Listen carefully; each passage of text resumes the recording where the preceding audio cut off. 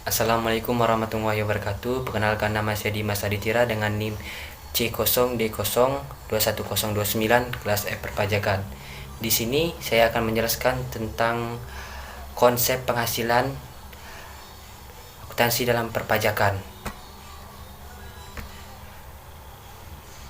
Yang pertama yaitu menurut Kamus Besar Bahasa Indonesia, konsep adalah pola atau gambaran dari yang nyata seperti gagasan, ide, objek, benda, perencanaan, pola pikir, dan lain-lain. Sini saya akan menjelaskan definisi akuntansi pajak menurut Waluyo tahun 2014, yaitu akuntansi pajak adalah kegiatan pencatatan keuangan dalam suatu bisnis atau organisasi untuk menentukan jumlah pajak yang harus dibayarkan.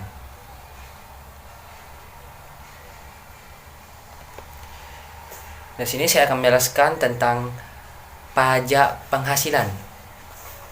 Pajak penghasilan adalah pajak yang dikenakan kepada orang pribadi atau badan hukum atas pengalihan yang diterima atau diperoleh dalam penghasilan yang bersangkutan yang dapat berupa penghasilan usaha, upah, uang kehadiran, dan hadiah dan lainnya. Tujuan penyesuaian akuntansi pajak penghasilan khususnya bagi pajak untuk periode sekarang dan masa depan itu terbagi menjadi dua. Yang pertama, jumlah aset. Jumlah aset yang dilaporkan di neraca perusahaan atau pembayaran beban yang dilaporkan di neraca perusahaan. Dan yang kedua, transaksi-transaksi atau peristiwa-peristiwa lain pada periode berjalan dicatat dalam laporan keuangan perusahaan. Pajak masukan yang dimaksud adalah pajak yang dikenakan sesuai dengan peraturan perpajakan yang berlaku. Yang berlaku itu seperti Undang-Undang Perpajakan. Selanjutnya,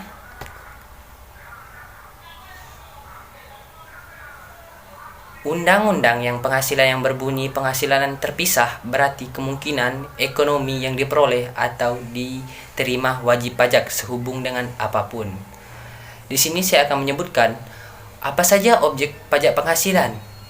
Yang pertama, laba operasi, kompensasi atau imbalan, hadiah taruhan, hasil dari taruhan atau pengalihan harta, pengembalian pajak, bunga, dividen, royalti, hasil pembayaran berkala, penghasilan dari harta, laba pembebasan hutang, hasil selisih kurs mata uang, hasil revaluasi aset, premi asuransi, pendapatan perdagangan berdasarkan hukum syariah, iuran wajib pajak, dan yang terakhir adalah surplus Bank Indonesia.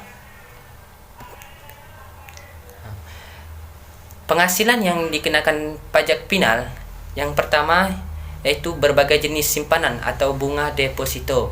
Yang kedua, hadiah undian.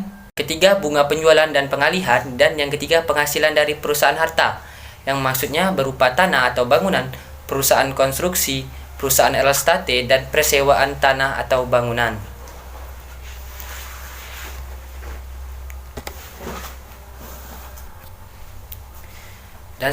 Dan yang selanjutnya yaitu penghasilan tidak kena pajak.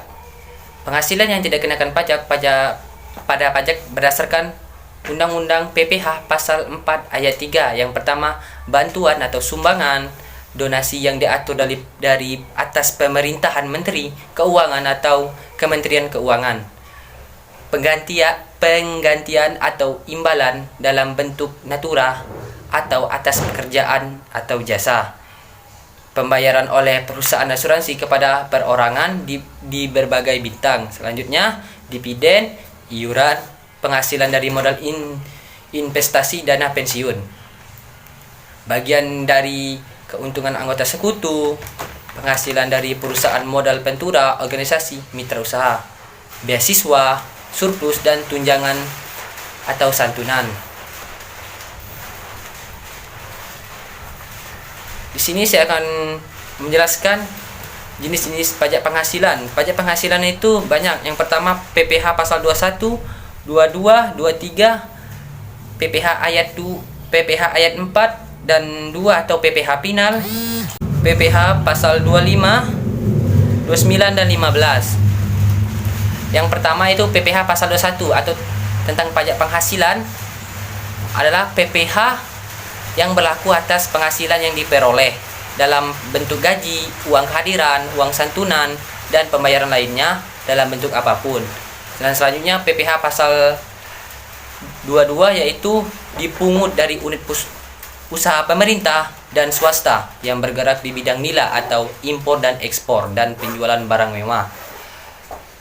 Dan selanjutnya PPH pasal 23 yang dikenakan atas penyediaan jasa, kontribusi, biaya lisensi, dan potongan pajak penghasilan lain, tidak termasuk potongan PPH pasal 21 yang sebanding dengan nilai penghasilan.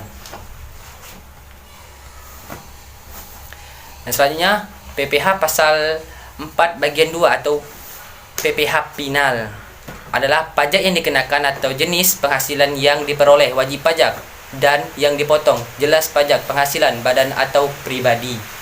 Selanjutnya PPH pasal 25 yaitu merupakan pajak penghasilan yang dapat dibayar berkali-kali untuk memudahkan pekerjaan wajib pajak membayar pajak dalam waktu 1 tahun atau tidak dapat diwakilkan tetapi harus dibayar secara langsung.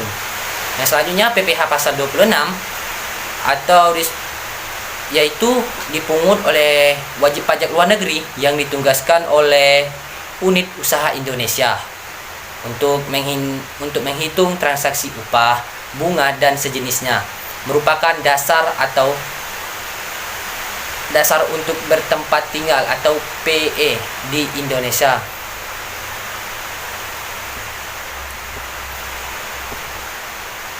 Dan selanjutnya PPH pasal 29 yaitu PPH kurang bayar atau SPT tahun PPH badan akibat SPT, PPH pasal 25 tahun pajak dikurangi nilai kredit PPH atau PPH pasal 21, PPH pasal 22, PPH pasal 23 dan 24. Dan yang terakhir PPH pasal 15 yaitu pajak yang dipungut dari wajib pajak yang bergerak di bidang penerbangan, pelayaran, dan kegiatan pengeboran minyak.